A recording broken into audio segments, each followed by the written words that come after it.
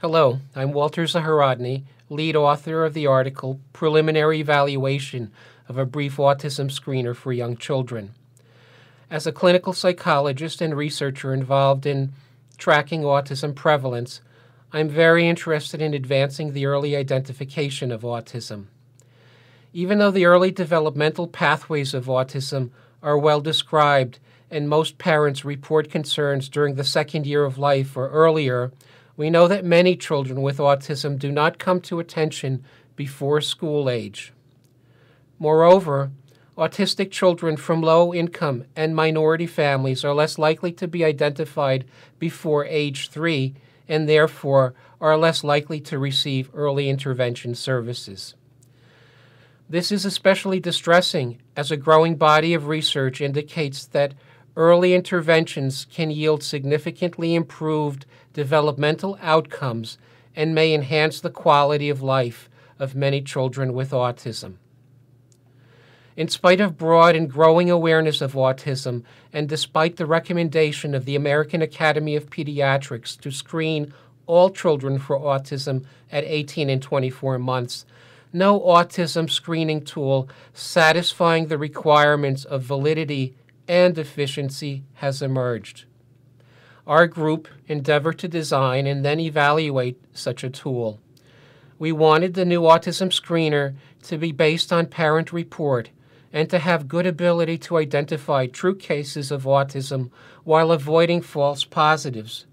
We wanted the screener to be useful over a significant expanse of the toddler period, for 18 to 36 months, for example, and to be effective without regard for the family's socioeconomic level. To be useful, to have a chance of broad adoption by pediatricians and family practitioners, we also understood that the test should be brief and easy to administer under primary care conditions. Using information provided by the parents of autistic children and data for many cases of autism identified through surveillance activities in New Jersey, the investigators developed a 10-item questionnaire, the Psychological Development Questionnaire for Toddlers, or PDQ-1, to be completed by a child's primary caregiver. The PDQ-1 questions mainly focus on the expression of early social communication skills and interest. Each question is scored on a 3-point scale, and all scores are summed for a PDQ-1 total score. Parents can complete the PDQ-1 in 2 minutes or less, and it can be scored using a standard schema in the same amount of time. In the early pilot phase of our research, we determined that low PDQ-1 scores were associated with positive autism diagnostic findings on established autism tests like the Autism Diagnostic Interview for Research and the Autism Behavior Checklist. And we defined a likely cut point or autism risk threshold score for the PDQ-1.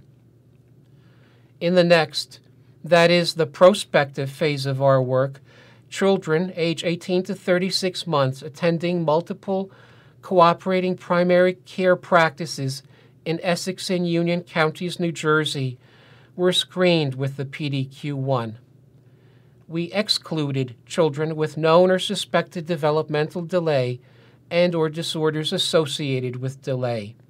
That is, the screened children were typically developing or low-risk toddlers. Parents of children whose total PDQ-1 scores were in the risk range were invited for a comprehensive and expedited developmental evaluation and referred for intervention services as needed. Parents of all screened individuals were interviewed when the children were between 4 and 5 years of age and provided information on their child's development, diagnostic status, and use of services through a standard process.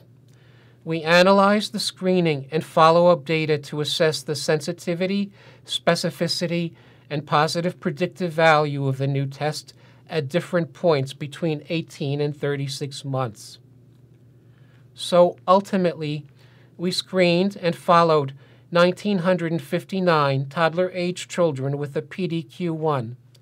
Screening was broadly accepted across all cooperating practices. Approximately half of all screened children were from low SES communities. A relatively small number of children scored in the PDQ-1 autism risk range. The PDQ-1 identified children with autism from low, middle, and high SES communities who were without previously suspected delay or developmental problems. Our findings show that across screened children, the PDQ-1 had overall sensitivity of 85% and specificity of 99%, indicating that the new test has good ability to predict true cases of autism and excellent likelihood of avoiding erroneous detection in a low-risk population.